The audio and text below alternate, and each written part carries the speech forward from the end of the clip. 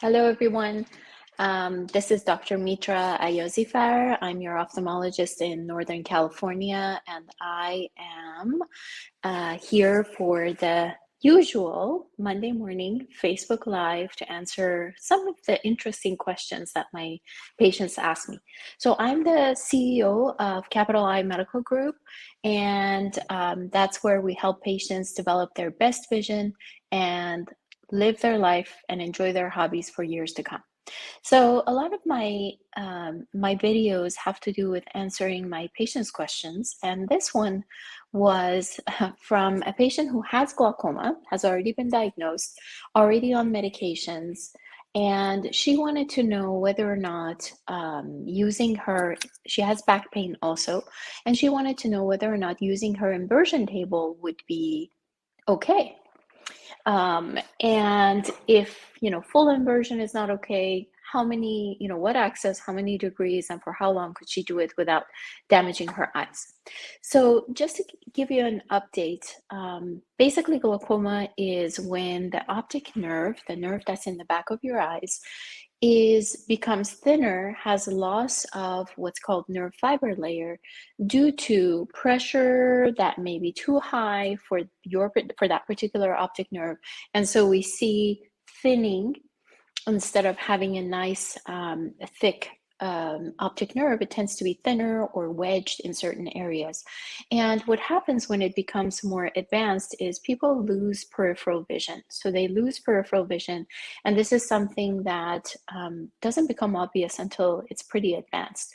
And thankfully, these days we have ways of measuring the thickness of the nerve fiber layer that's not just based on what the ophthalmologist sees, but actually, the actual measurements all the way around upper, lower, temporal, and nasal, and comparing it with the previous exam. So we'll know, even if the patient doesn't notice anything, even if the pressure seems like, oh, it seems to be okay, but they're having nerve fiber layer loss, then we know to get a little bit more aggressive with the treatment.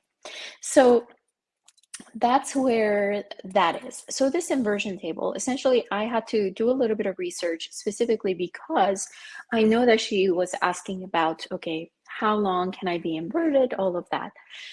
So essentially, inversion tables, the patient goes in head down, feet up position. What happens is the heart rate slows down and the blood pools in the head and neck, the pressure increases, even blood pressure increases, and sometimes patients even develop a headache after having had this exercise. But also, one most important thing for glaucoma patients is that the intraocular pressure, or the pressure that's inside the eye that can damage the optic nerve if it's elevated, actually sometimes doubles depending on the positioning. And it lasts, it happens within a minute of being inverted, and it lasts for a few minutes afterwards. And in a patient that is not diagnosed with glaucoma, it perhaps doesn't affect the nerve as much, but with somebody that already has a delicate optic nerve and has already had some thinning, this is not something that we want to recommend.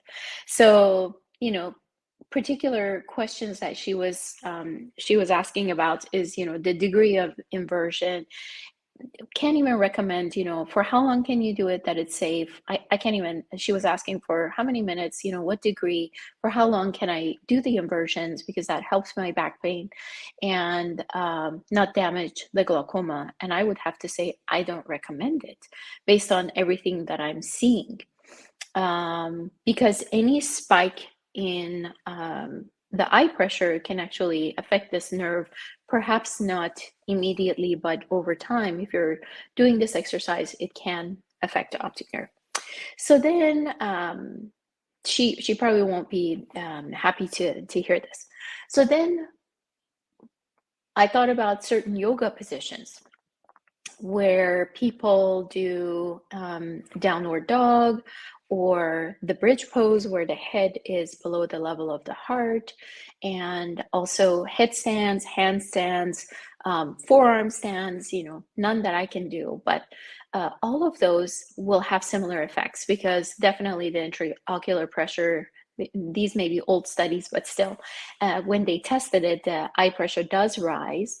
And again, in an eye that has had damage due to glaucoma, this may not be the best thing.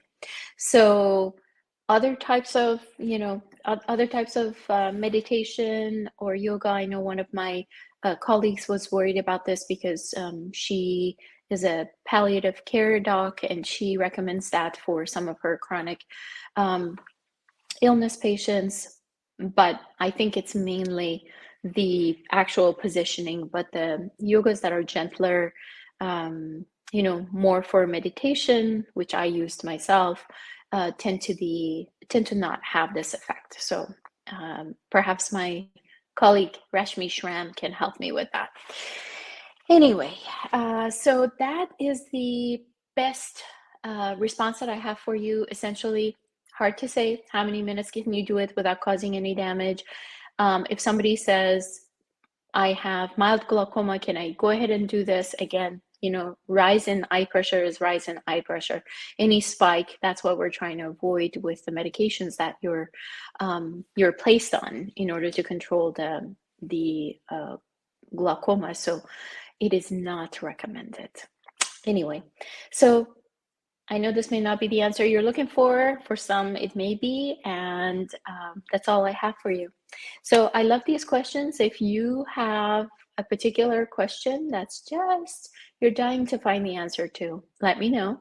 Otherwise, if you want to reach me, you can find me on my website, www.capeymed.com. CAPEYEMED.com, or just www.drmitramd.com. Okay, I will see you guys next week. Have no idea what I'll talk about, but I'm sure it'll come to me.